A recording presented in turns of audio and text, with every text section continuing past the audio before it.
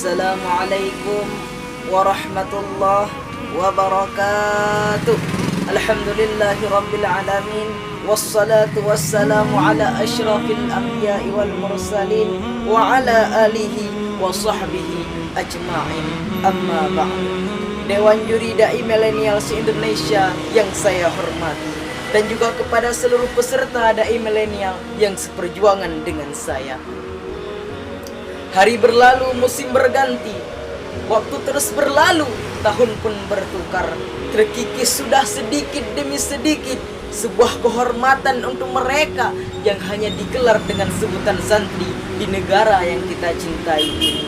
Seakan santri di negara yang kita cintai ini hanyalah si kolot yang ladim dengan sarung dan pecinya saja.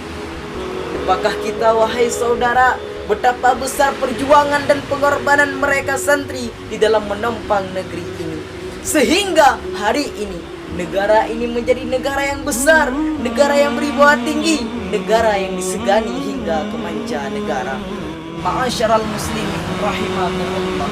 Sangat banyak di antara kita yang lupa, bahkan lalai, bahwasanya di balik bergeraknya para polisi, berdirinya para tentara dan para pejuang lainnya pada tanggal 10 November itu tidak pernah terlepas daripada fatwa jihad yang disebut dengan resolusi jihad dari alim ulama yang dipimpin oleh Hadratul Syekh Kiai Haji Hashim Al-Asy'ari. Pendapat ini bukan tanpa dasar, akan tetapi Rasulullah Sallallahu Alaihi Wasallam pernah bersabda di dalam sebuah hadis yang diriwayatkan oleh Imam Bukhari dan Imam Muslim. Ayu amalin ahabbu ilallah. Amalan apakah yang paling dicintai oleh Allah? Rasulullah Sallallahu Alaihi Wasallam pun menjawab, as-salatu ala waqtiha, salat depan pada waktunya. Semua ayu ya Rasulullah. Kemudian apa lagi ya Rasulullah? Rasulullah menjawab, birrul walidain, berbakti kepada kedua orang tua. Semua ayu ya Rasulullah. Kemudian apa lagi ya Rasulullah? Jihad fis sabilillah, kata Nabi. Jihad pada jalan Allah Subhanahu wa taala. Mempertahankan negeri ini, memperjuangkan negeri ini adalah merupakan suatu jihad di jalan Allah Subhanahu wa taala. Karena apa? Karena hubbul watan minal iman. Mencintai tanah air adalah sebahagian daripada iman.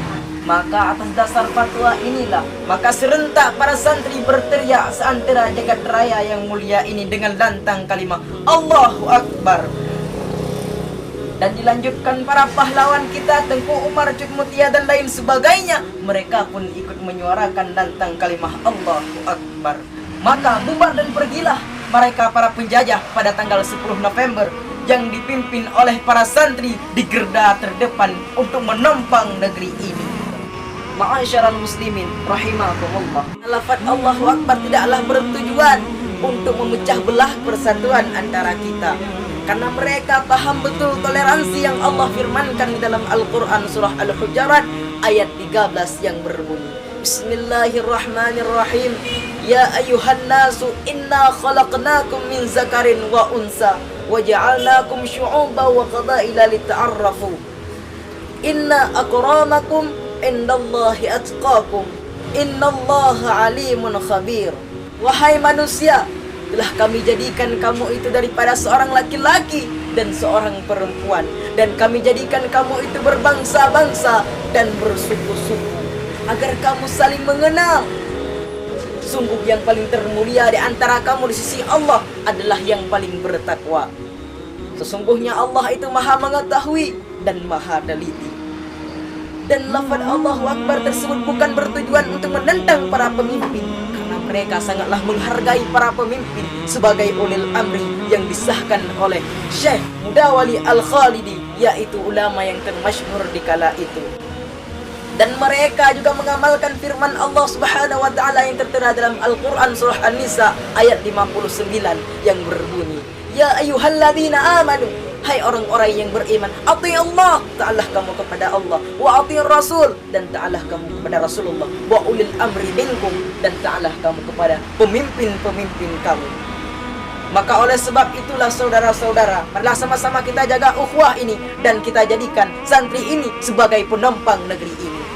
Wabillahi taufiq wal hidayah. Wassalamualaikum warahmatullahi wabarakatuh.